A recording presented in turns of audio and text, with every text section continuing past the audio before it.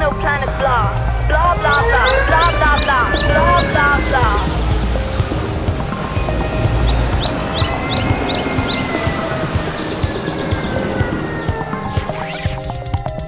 Kinka, klima eta natura krisia.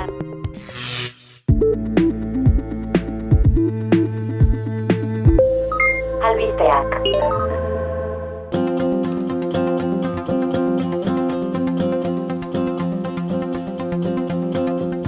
Kaixo entzule, zer moduz?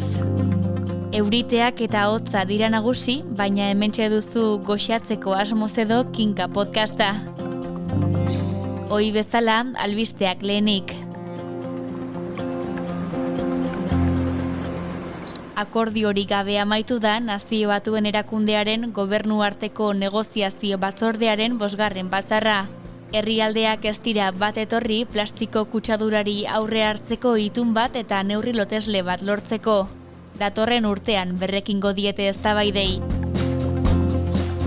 Guggenheimi buruzko aipamenik gabe abiatuko dute Busturialdea Urdaibairako plan estrategikoa adosteko prozesu parte hartzailea.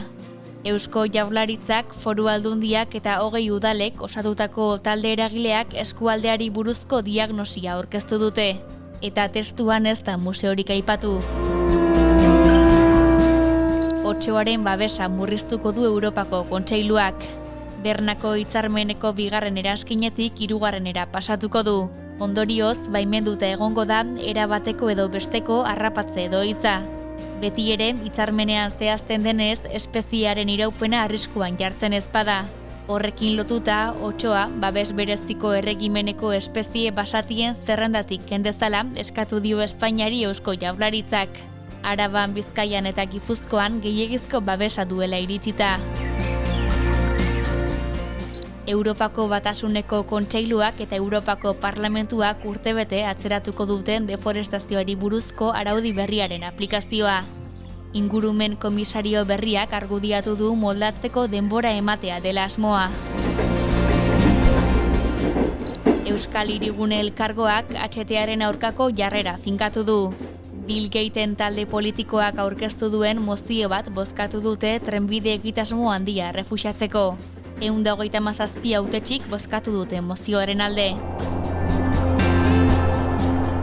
Manifestazio nazionala antolatu du EH Bizirik mugimenduak martxoaren 22-ako, Gasteizen.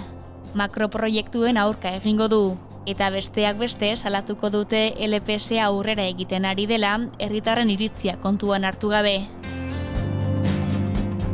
Horiek albiste nagusiak eta jarraian aipatu dugun proiektu batean sakonduko dugu. Gaur Kinka podcastean, Urdaibaiko biosfera babesteko konpromezuak, auzitan 40 urteren ondoren.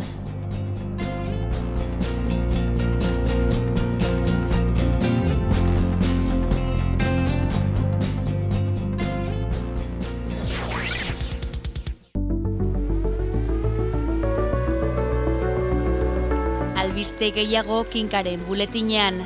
Eman izena berria.eus atarian eta jaso ingurumen gaiei buruzko azken albisten berri zure posta elektronikoan.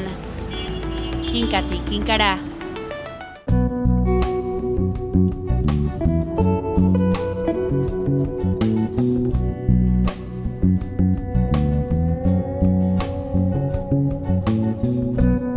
Kaixo, Li, zer moduz? Haupa, nagore, ondo, eta zu? Baita ere. Pozten naiz. Por cierto, Oli, abenduan gaudeia eta abenduan gauza asko izan ditugu eta izango ditugu. Bai, Durangoko azoka alde batetik, Gipuzkoako bertsolari txapelketa. Eta zerrenda luzatzen jarraitu baino lehen, moztu egingo zaitut, izan ere, oporregun batzuk ere izango ditugu. Bai, noski, merezitakoak. Bai, eta horren bestez, Kinka saioak ere etentxo bat egingo du. Etentxo bat, baina txikia, hala ere. Urtarrilan berriz izango gaituzu hemen. Hori da, zehazki urtarrilaren 14 aurrera. Bai, eta apunte hori eginda, ekingo diogu terminoaren azalpenari nagore. Bai. Zein ekarri duzu gaurkoan? Gaurkoan, industria aurreko aroaren mugarriaz ariko gara. Industria aurreko aroaren mugarriaz, ados, eta zer da? Sarri irakurri eta entzungo zenuen Oli, askotan aipatzen baitugu, temperatura ez dakizen bat gradu igo dela, hain zuzen industria aurreko arotik.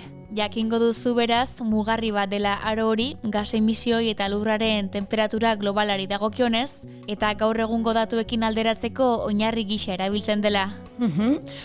Bai, irakurri izan dut eta entzun dizuet hori, baina eskertuko nuke gehiago sakonduko bazenu. Terminoak adierazten duen bezala, industria jarduera nabarmen handitu baino lehenagoko aroari egiten dio aipamena, eta 18. mendearen amaiera aldean hasi zen. Garai hartan industria jarduera apala zenez, atmosferara isurtzen ziren berotegi efektuko gasen emisioak ere asko zapalagoak ziren, eta hortaz gaur egungo datuekin alderatzeko erabiltzen dira aro horretako datuen batez bestekoak. Gizakiak urte hauetan guztiotan eragin duen igoera zenbat izan daiteken kalkulatzeko. Ados. Orduan, industria aurreko arotik 2 gradu igo direla esaten dugunean, industria jarduera eta horren bestez gas emisioak apalagoak zirenean zegoen bataz besteko temperaturatik 2 gradu igo direla esan nahi dugu, ezta? Hori da, zehazki 1850 urtetik 1900 urterako tarte hori da erreferentziatzat hartzen dena, denbora tarte horretakoak baitira lehenengo beak eta fidagarriak. Ados.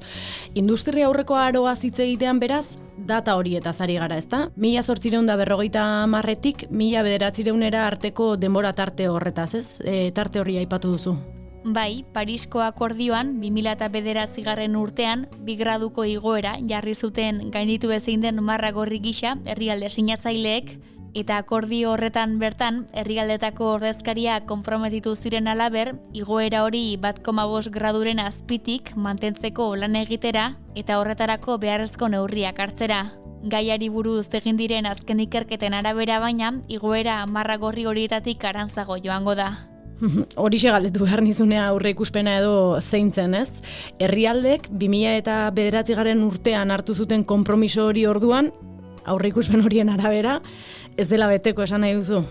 Bai, tamalez, egin berri den COP29 biltzarraren hasiera ekitaldian, hain justu ere, igoera hori 3 gradutan kokatu zuen Mukhtar Babayez Azerbaijango ekologia eta baliabide naturalerako ministroak.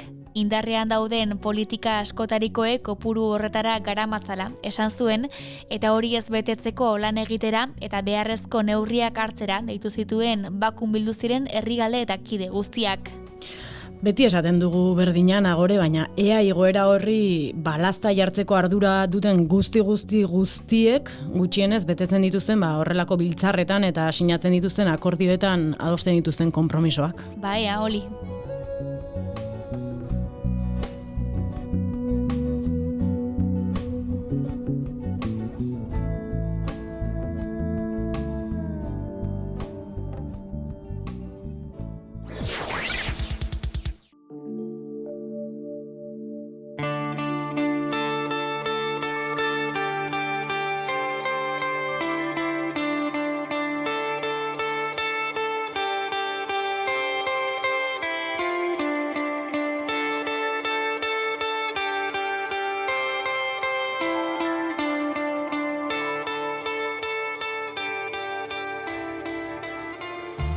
Labar, mendi, hondartza, ibai, lur eta lurrazpiko urremariek marrazten dute Urdaibaiko paisaia.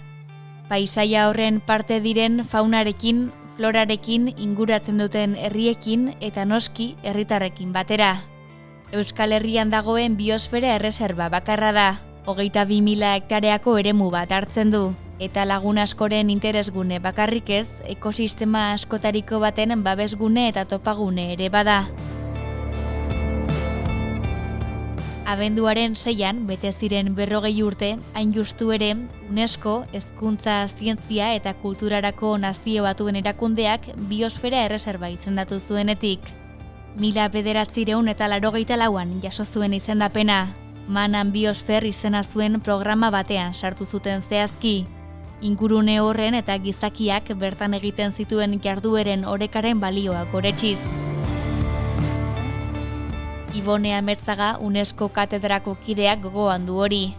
Garapen iraunkorrari eta ingurumen hezkuntzari buruzko saila koordinatzen du, eta Urdaibairen biosfera erreserba izendapenaz eta beste aritu da gurean.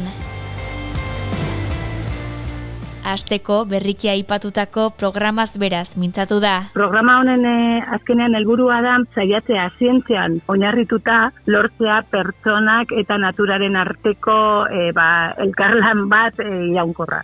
Ingurumena hobetu ulertzea eta konpromiso handiago hartzea, zientzian oinarrituta azkenean dibertsitate biologikoa mantentzeko, eta hori izan, elkarlan bat hobeto ulertzeko ze ikusten zen natura oso garrantzitsua dela, dibertsitatea oso garrantzitsua dela, eta azkenean helburua zen aurkitzea, edo azkenean eremu hauek, biosfera reserva hauek badira eremu berezi batzuk, zergatik, ikusten dalako horrelako oreka bat egon dela gizakiaren erabilerenkin, nola naturarekiko, horrelako relazio on bat egon dela, eta horrek lagundu du biodibertsitatea mantentzea. Azkenean Urdaibai den paisaia, eta Europaren paisaia da deitzen direna paisaia kulturala. Hau da, gizakiaren eraginez sortutako paisaiak, baina izan dira paisaia iraunkorrak, eta mantendu dutenak, sustatu dutena biodibertsitate bat, eta kudeaketa on batekin jasangarria iraunkortasuna mantentzen, azkenean egin dutena da eremu oso bereziak sortzea. Eta horregaitik izendatzen dira, helburua izatea horrelako eredu batzuk. Eredu esan du. Izan ere, biosfera erreserbaren izendapena ez da estatuz lotesle bat. Ez dakar legerik edo ezinbesteko bete beharrik, konpromisoak baizik. Finean, aitortza bat da, eta eman bezala kendu ere egin daiteke erakundeak horretarako arrazoirik ikusten badu. Ametzaga. Da sigilu bat bezala, esaten duena. Zure eremu honek, programa honetan sartu daiteke, oreka bat daukalako gizakiaren kudeaketa eta naturarekiko egin duen kudeaketa gaitik, eta eredu bat izan daiteke, balio batzuk dauzka, baina gobernuak, Eusko Jaurlaritzak eskatu zuen izendapena, eskatzeak sartzen zaitu edo sartzen du instituzio hori konpromesu batzuen barruan, azkenean zuk eskatzen duzu zergatik ona da, UNESCOk ematen duzu zigiloa, baina zuk gero konpromesu batzu dauzkazu hori horrela babesteko edo kudeaketa iraunkor bat barruan egiteko, Eta horregaitik Eusko Jaurlaritzak, gero 89an, lege bat atera zuen eta Urdaibai izan zen estatu mailan lehenengo biosfera reserva lege baten bide babestua dagona. Eta azkenean gero UNESCO pera, komite batzuk dagoz eta begiratzen dute zelandoan kudeaketa eta bar, eta zer egin dezakete, esan igual, gauzak ez doaz ondo edo hau edo beste, eta igual izendapena kendu. Baina ez du mugatzen. Da gero konpromesua eta gero horrekin barruan eramaten duten planak eta programak. Hain zuzen ere, paisaia horretan kokatu nahi dute Urdaibaiko Guggenheim Museoa. Eusko Jaurlaritzaren eta Bizkaiko Foru Aldundiaren proiektua da, eta iritzi kontrajarri asko sortu ditu hasieratik. Kontrakoak zehazki, horietako asko eta asko.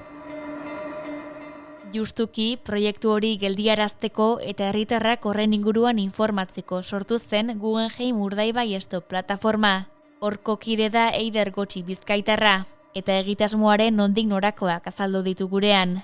Lehenik aurrekari ez mintzatu da. Proiektu honek hasiera bat eduki zuen 2008-2009 urtean. Orduan Guggenheimak lehenengo saiakera egin zuen hemen bere museoa eraikitzeko. Garai horretan Zukarrietan izan zen saiakera. Hori bertan bera gelditu zen, faktore ezberdinak gaitik, 2008ko krisialdi ekonomiko eduki genduen, eta gero politikoki ere gauza bitzia gertatu zen, ze Aldundian Jose Luis Bilbao EAJko ordezkaria eduki genduen, baina Jaurlaritzan Patxi López politiko sozialista.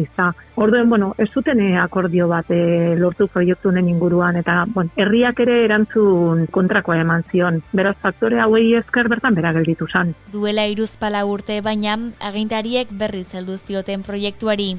Eta azken 2 urteotan batez ere, bidean topatu dituzten hainbat muga kentzen aritu dira. Horietako hainbat aipatu ditu.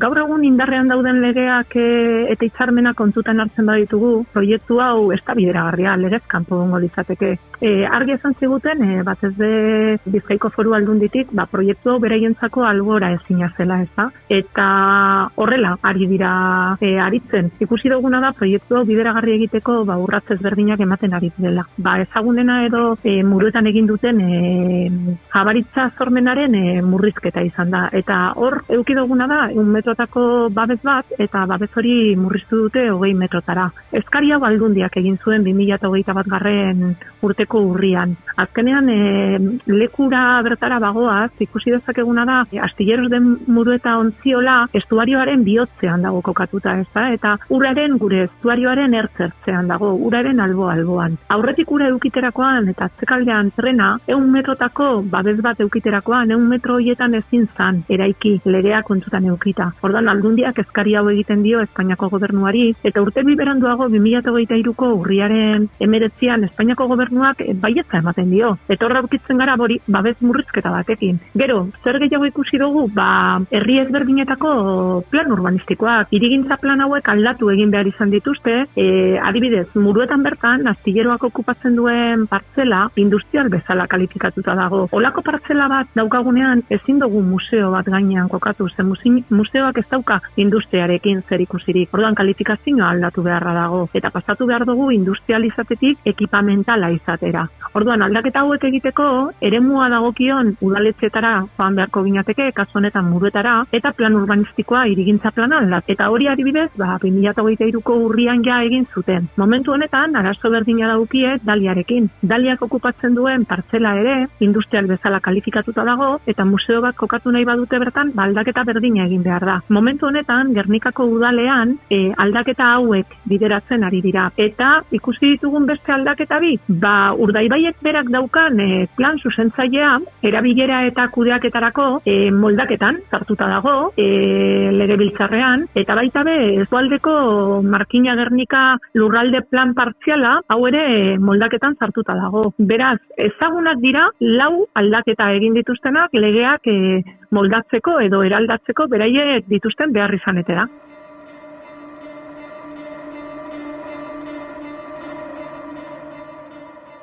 Testu inguru horretan, ustez 2 urte iraungo zuen eten bat iragarri zuten, hausnartzeko eta proiektuaren bideragarritasuna aztertzeko.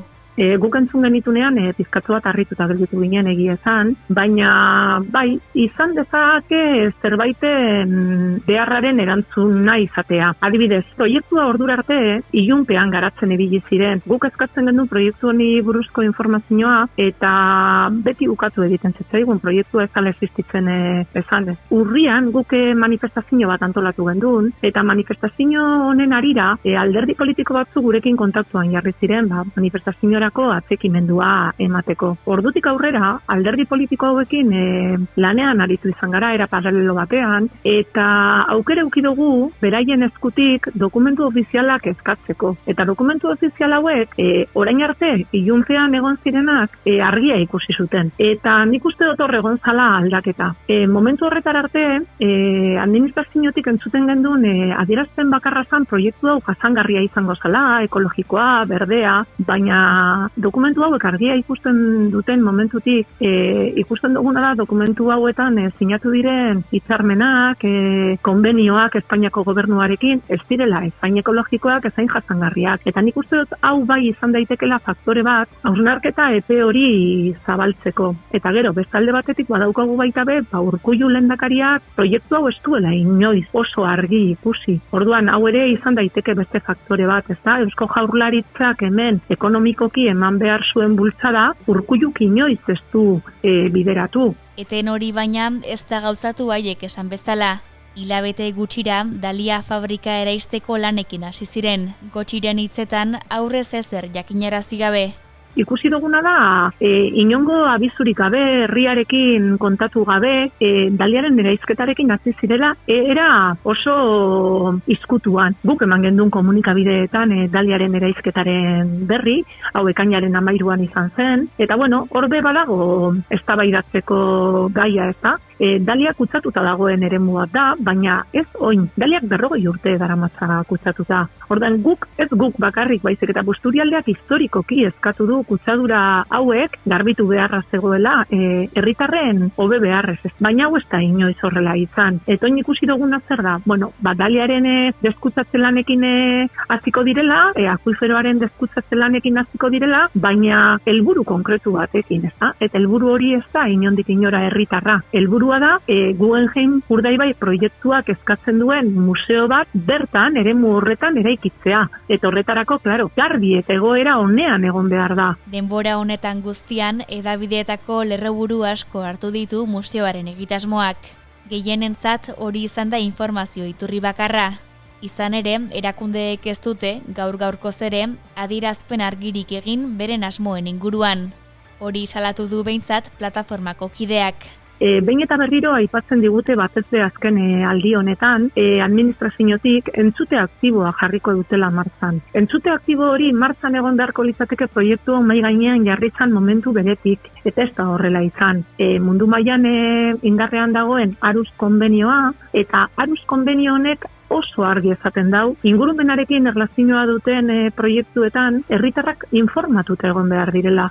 Herritarrek parte hartzeko eskubidea dutela, eta herritarrek proiektu hauek ez badituzte egoki ikusten, epaitegietara jotzeko eskubidea dutela. Eta hau ez da inongo momentuan horrela izan. Urri eta iraila bitartean 3 bilera eduki ditugu administrazio ezberdinetako ordezkariekin. Etzano berekin bildu ginen, irailean, eta urrian Eneko Andueza eta Ibone Bengotzearekin. 3 bilera garrantzitsu izan ziren. Gu plataformaren izenean joan ginen, gure plataformak dituen kezka guztiak mai gainean jarri genitun, eta hainbat galdera ipini genitun 3 bileretan mai gainean. Ez gendun inolako erantzunik jaso. Esan digutena izan da, proiektua ideia bat besterik ez dela, amaitu barik dagoen proiektu bat dela, definitu barik, eta hori erabiltzen dute aitzaki moduan behin eta berriro informazioa ukatzeko, ez da? Eta beti esaten digute, herritarrei ez zaiela informaziorik eman arrazoi horregaitik. Guk beti 3 galdera garrantzitsu aurkezten ditugu. Bat, zergaitik behar du Busturialdeak museo bat, nork erabaki du hori. Gero, museo hori behar izan ezkero zergaitik izan behar da Guggenheim museoa. Eta 3, zergaitik kokatu beharko litzateke Guggenheim museo hori biosfera erreserba batean, Euskadin daukagun biosfera erreserba bakarrean.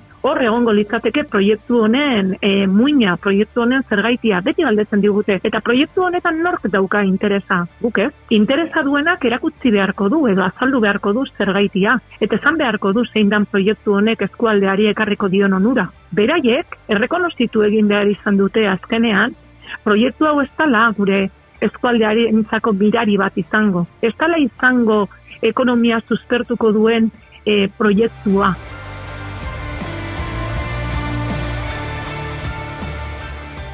Aurkezpenean esan bezala, ekosistema askotariko baten babesgune eta topagune da Urdaibai.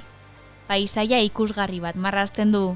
Eta ederra bakarrik ez, kalte bera ere bada paisaia hori.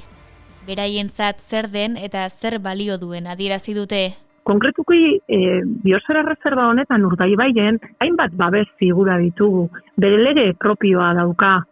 Guk guretzako gure bizitzaren parte moduan hartzen ditugu, ezta? Orduen, babes figura hauek zerbaitegaitik daude hor, marra gorriak dira. Agintariek egin beharko luketena izango litzateke marra gorri hauek errespetatu eta errespetarazi. Urdaibaiek berak badauka bere lege propioa, eta lege honek aipatzen duena da Urdaibairen babesa eta antolaketa. Orduan, badago hor Urdaibai babesteko behar izan bat. Urdaibaien hainbat espezie eta habitat oso zaurgarriak ditugu. Eremu oso txikitzoa da, 22.000 hektaria hartzen ditu. Estuarioa azaleran oso espazio mugatua da, baina estrategikoki hegaztientzako oso esanguratsua. Txikitasun honek oso zaurgarria egiten du. Azkenean hegaztiak bertotik pasatzen direnean 3 gauza behar dituzte hemen gelditzeko, ez da? Espazio egoki bat, lasaitasuna eta janaria. Hau ez da dute aurkitzen joan egiten dira. Eta guk ikusten duguna da, gure estuarioak ja dagoeneko erakusten ditula saturazio trazak, ez da.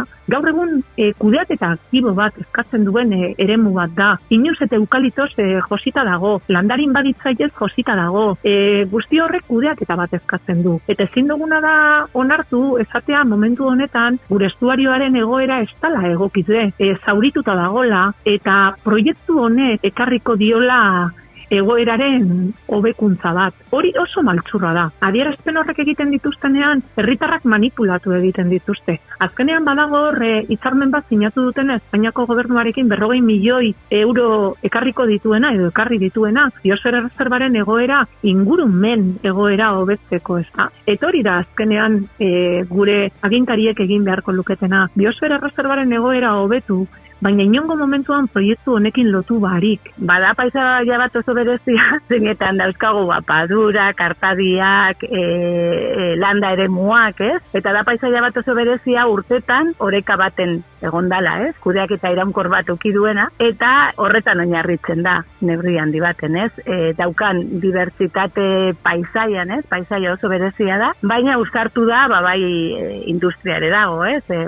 Daude industria desberdinak eta nekazaritzarekin, abeltzaintza, eta gero bazogintza ere bai, naiz eta, ordurako ja eremu handi baten, ez? Urdaibaien paisaia parte handi bat landaketak dira, eta, horiek egia esan da, daukate euren funtzioan badugu, ez? Ekonomikoki, baina, gaur egun ere bai, arazoak sortzen dituztenak, batez ere kudeak eta gaitik.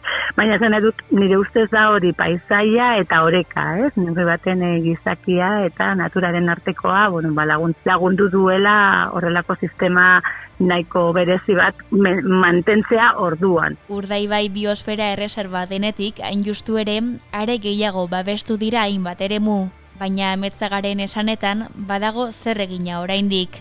Urdaibai izendatzea, erreserba izendatzea, gaur egun badauzka eremu batzuk kontserbaziorako berezia direnak, padura guztia, tartadiak ere bai adibidez. Gero badaude bez eremu batzuk bertoko basoak, ez?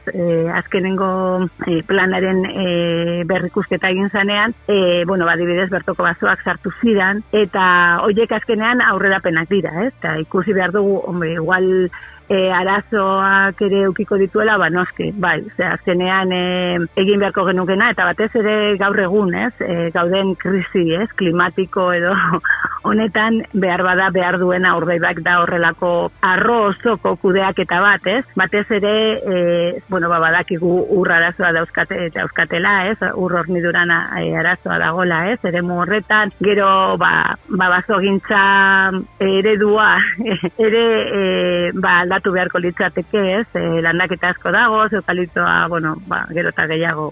Azkenean, higadura arazoak ez izateko, uholdeen arazoak ez izateko, ur hornidura, ez, adibidez, ibai basoak egoera honean egotea, horrek lagunduko zuen, ez? Lagunduko zion bai naturari, ez? Baina bestaldetik ere bain asko lagunduko zion, zien hor dagoen biztanleriari, ez?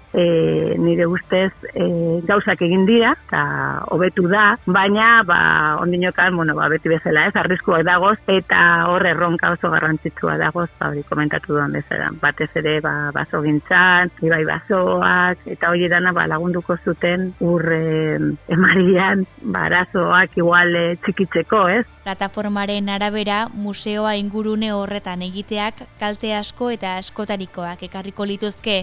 Kalte horien zerrenda luze bat dute egina, eta horietako hainbat aipatu ditu gurean. Gotxi. Habitaten degradazioa ekarri dezake, guztiok dakigu turismo masiboak lurzoruaren, uraren eta airearen kutsadura ere agotu egin dezakela, ez da? Azkenean turistek sortzen dituzte hondakin solidoak eta likidoak, eta hauek kudeatzeko azpiegitura egokitzek egon behar dira.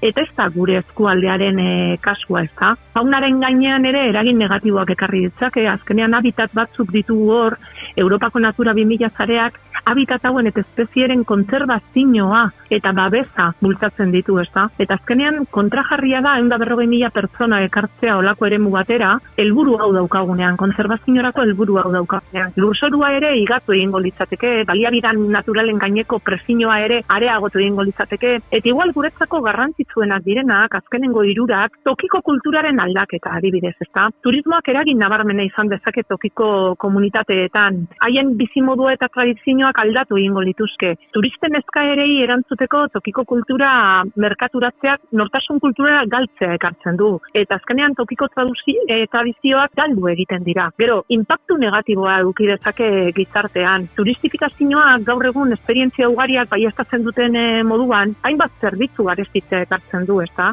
Hala nola, ez dakit etxebizitza edo merkataritza lokalak, horrek zailtasunak ekarriko lituzke, gazteek eskualdean atxikitzeko eta tokiko merkataritzako ekintza proiektuak gauzatzeko edo abian jartzeko momentuan. Eta azkena, karga ahalmena, ez da? Biosferaren erreserba karga ahalmen mugatu bat izaten dute. Eta hau da, kalte nabarmenik eragin gabe, maneiatu dezaketen bizitari kopuru maksimo bat. Eta guk ikusten duguna da, karga ahalmen hori momentu honetan, proiektu proiektu hau gauzatu barik, museoak eraiki barik, ja gaindituta dago. Turismoa masiboak almen hori gainditu egingo leuke, neurri oso handian. Eta eremuaren kudeaketa eta kontserbazioa baitzel zailduko dituzke. Kritiko baino gehiago zalantzati agertu da Ametzaga. Ez du guztiz kokatu nahi izan, baina agerian utzi ditu auziarekin lotuta sortzen zaizkion galdera ugariak. Proiektua ez dakigu zelakoa den. Badakigu parte bat dagoela Gernikan eta beste bat Muruetan, ez? Gernikaren partea, azkenean behar bada hiriari gauzak emango dizkio. Paduraren ondoan jartzea, nik lehenengo gauza izango, begiratu beharko litzateke eremu horrek jasan dezakeen, horrek ekarri dezakeen, imaginatu jendetza. Adibidez, ez? Jasan dezake. Hor dagoen biodibertsitatea eremu horrek, baina ez bakarrik hori. Momentu honetan badakigu Urdaibaien, eta mundu osoan, ez? Itsas maila igotzen ari dela, ez? Eta horren kontra edo horreri aurre egiteko padurak, dunak eta beharrezkoak dira, ez? Orduan nik ikusten dut nahiko bezaldetik igual arriskutsua, adituak egongo dira eta begiratuko dut, baina nik ondo begiratuko nuke eremu horren harrera eta benetan jasan dezakeen, nahi badugu, ez? Azkenean hori gune berezia da, jasan dezake horrelako prezioa. Nik hau izaten ari naz, jakin barik, zelan izango dan edo zer izango dan. Baina naturaren gune berezia den horretan, azkenean padura da, behar du horrelako amortiguazioa, eta segurazki egiten bada eremu horretan egongo litzateke. Orduan, ez dakit.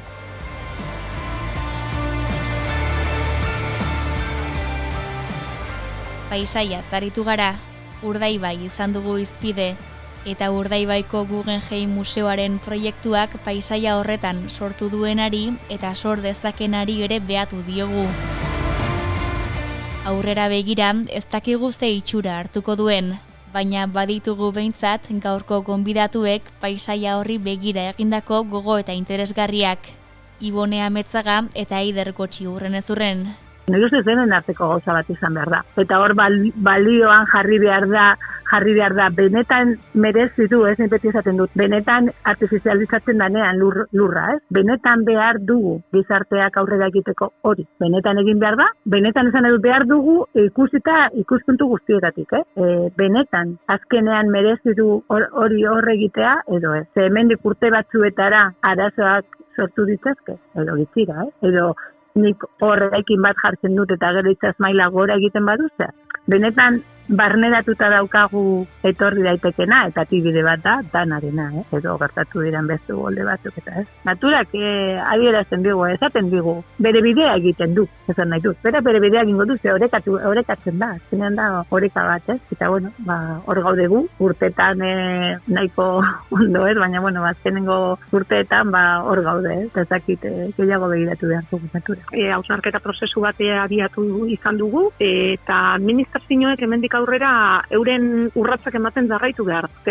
Ze lehen esan dugun moduan proiektu hau oraindik ere ez da bideragarria. Beraz, ematen dituzten urratzoiei erantzuten jarraituko dugu epaitegietan, Gernikako hirigintza plana aurkeztu beharko dute, forukoa baita be, eta guzti horreri erantzuten jarraituko dugu epaitegietan. Eta gero guretzako garrantzitsuagoa dena ez. Herritarrak informatzen jarraituko dugu. Konturatu izan gara, Busturialdetik kanpo irtetzen garenean, badauela herritar kantitate handi bat proiektu hau ez duena ezagutzen, eta administrazioek esaten digute nazio proiektua dela, nazio osoari eragingo diola. Borduen guretzako garrantzitsua da Busturialdetik kanpo ere jentea informatuta mantentzea.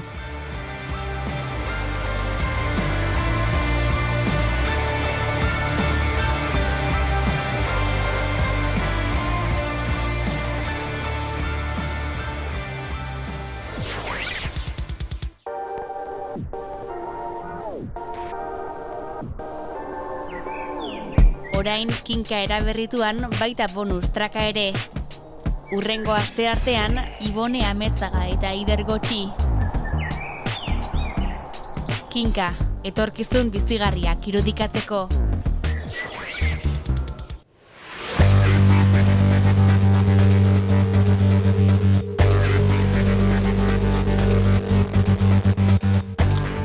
Bagoaz ja, Oli. Bai, eta esan dugu oporretara ere bagoa zela, baina joan baino lehen errepaso txiki bat. Industria aurreko aroaren mugarria hitz egin dugu hiztegian eta erreportajean aldiz Urdaibaiko biosfera erreserbari eta Urdaibaiko Guggenheim museoaren proiektuari buruz hitz egin dugu Ibone Amezaga, UNESCO katedrako kidearekin eta Eider Gotxi Guggenheim Urdaibai Stop plataformako kidearekin. Hori da, eta orain kantuaren txanda. Ondo. Eta zein kantu gaurkoan? 10 egun barru neguan sartuko garela probestuta, Eider eta Amaren abeslarien negua elkarlana. Ona. Astebete barru izango duzue gure berri Kinkaren bonus track berezian eta urtarrilaren 14an berriz gaurkoan bezala ohiko erritmoan. Berriaren klima eta natura krisiari buruzko Kinka podcastean. Eta gogoratu entzule, hitzordu horiek egin ahal izateko beharrezkoa zaitugula, beraz, gustora entzuten bagaituzu, arpidetu buletinera eta egin berria laguna. Eskerrik asko Oli eta eskerrik asko uinez bestaldean zaudeten guztioi ere. Eskerrik asko nago.